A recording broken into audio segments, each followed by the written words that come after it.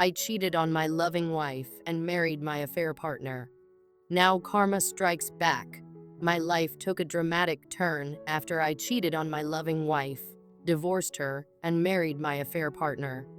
It all came full circle when I discovered that my best friend had married my ex-wife. Here is my story of betrayal, regret, and searching for closure. In 2019, my ex-wife divorced me after discovering that I was cheating with a local waitress. I told her that I had fallen out of love and that separating was for the best. The divorce was amicable, but once finalized, I never heard from her again. Even when I sent her gifts for milestones like her PhD graduation, she didn't acknowledge them. It hurt, but I assumed she had moved on and didn't hate me. Looking back, I've tried to understand the choices that led to this point. My ex-wife was a kind and thoughtful person. She would go out of her way to make people feel appreciated. During our marriage, she supported me in ways I didn't fully value at the time. Whether it was encouraging me during tough times at work or simply being there when I needed her, she was everything I could have wanted in a partner. Yet, I still chose to betray her. The affair started innocently enough. The waitress and I would chat whenever I visited the local diner near my office. At first, it was harmless, just friendly conversations that gave me a break from the stresses of my day. Over time, those conversations grew deeper, and the line between friendship and something more began to blur. I convinced myself that my feelings for the waitress were a sign that my marriage was over. In reality, I was looking for an escape from my own insecurities and shortcomings. After the divorce, I quickly married the waitress. I thought I had found happiness and the kind of excitement my marriage had lacked. But as time went on, I realized that the thrill of the affair couldn't sustain a lasting relationship. My second marriage was fraught with challenges, arguments about finances, mistrust, and a lack of genuine connection. I began to miss the stability and unconditional love my ex-wife had offered. But by then, it was too late. My best friend and I had been inseparable since college. We both had busy lives. He was a lawyer and a university lecturer, while I was starting a new chapter with my pregnant wife and her 3 kids. Over time, our communication dwindled, but I chalked it up to our hectic schedules. He had always been the kind of friend who could disappear for months, but pick up right where we left off. That's why I didn't think much of it when our texts became less frequent. I figured he was just busy with work or a new relationship. In the summer of 2022, my wife and I visited the city where he and my ex-wife lived. I tried calling him to catch up, but he never responded. I shrugged it off, thinking he was probably caught up with something important. Later, during a Halloween party in the same city, I finally saw him. When I went to greet him, he looked surprised and gave me a weak hug. That's when he dropped the bombshell. He had just returned from his honeymoon. I was shocked. How could my best friend get married without telling me? When I asked who his wife was, he bluntly said, "It's Rose." Hearing my ex-wife's name felt like a punch to the gut. I was overwhelmed by emotions I couldn't process. He justified their relationship by saying they didn't start dating until 2 years after our divorce, and reminded me that I had chosen to be with someone else. Hearing those words sent me into a spiral. Memories of my time with Rose flooded back. I thought about our late-night talks, the vacations we took together, and the plans we once made for a future that never came to be. I couldn't understand how my best friend, someone who had supported me through so much, could build a life with the woman I once loved. It felt like a betrayal of the highest order. The revelation haunted me. I couldn't stop thinking about how my best friend, someone who was never close to my ex-wife while we were married, had now built a life with her. When I returned home, my unresolved feelings took a toll on my relationship. My wife noticed my emotional distance and accused me of cheating. Eventually, I admitted everything how I found out about my ex-wife and my best friend. To my dismay, my wife already knew through social media. Her indifference stung, and we argued for hours. Our fights escalated, with my wife accusing me of still being in love with my ex-wife. While I denied it, deep down, I knew she wasn't entirely wrong. The love I had for my ex-wife was different and deeper than what I felt for my current wife. Over the following weeks, my marriage continued to deteriorate. My wife accused me of being distant not only with her, but also with her children. I tried to explain that I was struggling to process everything, but my words felt hollow. She'd bring up my ex-wife in nearly every argument, suggesting that I was holding on to the past instead of focusing on our family. I started to wonder if she was right. My life spiraled further when my wife gave birth, and I learned the baby wasn't mine. Despite the betrayal, I wasn't angry. I had cheated on my ex-wife with her, and this felt like karma. My wife and I decided to stay together temporarily for the sake of the kids and her recovery. However, the foundation of our relationship had cracked beyond repair. Months passed, and I couldn't shake the feelings of regret and loss. I began to wonder if my ex-wife ever thought about me. Did she miss me, even a little? Did she feel as hurt as I did when I saw her with my best friend? These questions consumed me, but I had no way of finding answers. Rose had moved on, and so had my best friend. They seemed happy together, and I had no right to disrupt their lives.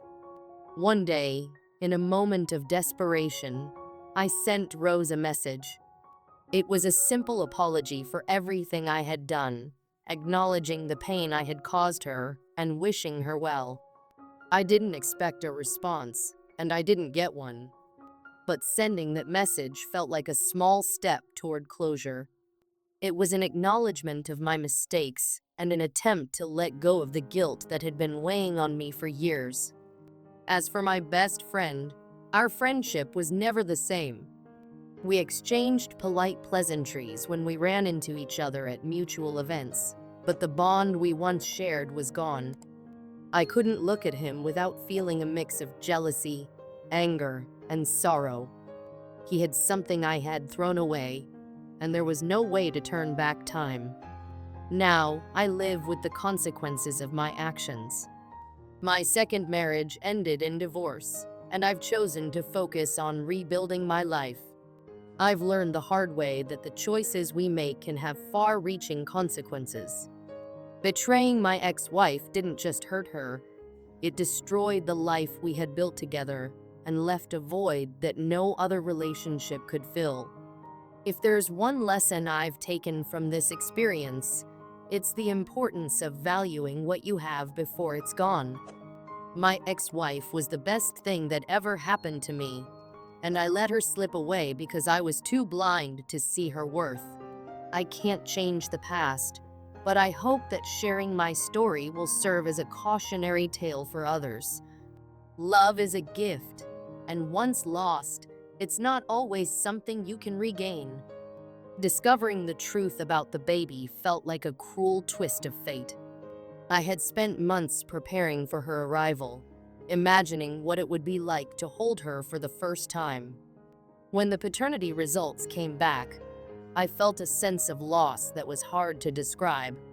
It wasn't just about the baby, it was about the future I had envisioned, the family, the love, the stability I'd thought was within reach. I wanted her to be mine more than anything, but I knew that wishing wouldn't change reality. The truth left me grappling with emotions I wasn't prepared for: grief, regret, and a sense of unworthiness. In a moment of vulnerability, I emailed my ex-wife, apologizing for everything. I poured my heart out, asking for her forgiveness and wishing her happiness. It felt cathartic to put my emotions into words, to admit my faults, and let her know how much I regretted the way things had ended between us. To my surprise, she responded not directly, but through my brother. He checked on me, saying she was concerned, and a few days later, she called. That first call was brief, but it opened the door to something unexpected, a chance to reconnect, if only as friends. Over the next few weeks, we talked for hours. She called me twice, and each time, the conversation flowed effortlessly. We reminisced about our time together, the good and the bad. She shared how difficult the divorce had been for her, but also how it had pushed her to grow as a person. She told me about her career, her travels, and the new hobbies she'd picked up along the way. Hearing about her happiness was bittersweet. Part of me was proud of her. She deserved every bit of joy after what I put her through. But another part of me ached for what could have been. I knew I had no right to feel that way, yet the emotions lingered, a constant reminder of my mistakes. She talked about how our marriage had shaped her both positively and negatively. "You taught me a lot about myself," she said during one of our calls. "I had to learn how to stand on my own, to rebuild my life from the ground up. It wasn't easy, but I'm stronger now." Her words hit me like a punch to the gut. I wanted to tell her that I'd grown too, that I'd learned from my mistakes and was trying to be a better person. But I held back, afraid that my words would come across as insincere or self-serving. As for my best friend, the betrayal cut deeper than I'd anticipated. Through mutual friends, I learned that he had always been in love with my ex-wife. He had been there for her after our divorce, encouraging her to move to his city and start fresh. It felt like a double blow, losing both my wife and my best friend in one fell swoop. We haven't spoken since, and I doubt we ever will. But as time passed, I started to see things from his perspective. Maybe he waited for his chance with her because he genuinely loved her. Maybe he could offer her the kind of love and support I never could. It's a bitter pill to swallow, but part of moving forward is accepting that some things are beyond my control. My life now feels like it's in shambles. I'm trying to rebuild, but the regret of losing two of the most important people in my life is a heavy burden to carry. Despite everything, I'm determined to learn from my mistakes and move forward. Closure might be elusive, but acceptance is my only path to healing. I've started therapy to work through my emotions and better understand the choices I've made. It's a slow process, but it's helping me unpack the patterns that led to my downfall. Therapy has been a revelation. For the first time, I'm confronting the insecurities and fears that have shaped my actions. My therapist has encouraged me to explore the roots of my jealousy, my need for control, and my fear of vulnerability. It's not easy. Some sessions leave me feeling raw and exposed, but it's necessary. I'm also journaling as a way to process my thoughts. Writing about my experiences has been cathartic, allowing me to reflect on the pain I've caused and the lessons I've learned. My current relationship remains strained. My wife and I are trying to co-parent and create a stable environment for her kids, but it's a challenge. Our marriage was built on a shaky foundation, and the cracks are starting to show. We've had countless arguments about trust, responsibility, and the future. Deep down, I know our relationship is unlikely to survive in the long term. But for now, I'm committed to doing what's best for the kids, even if it means putting my own feelings aside. They deserve stability, even if their home life isn't perfect. As I navigate this new chapter of my life, I've come to understand the importance of accountability. I've hurt people I cared about because I couldn't confront my own flaws. My ex-wife's happiness with my best friend is a reminder that life moves on, even when we're not ready for it.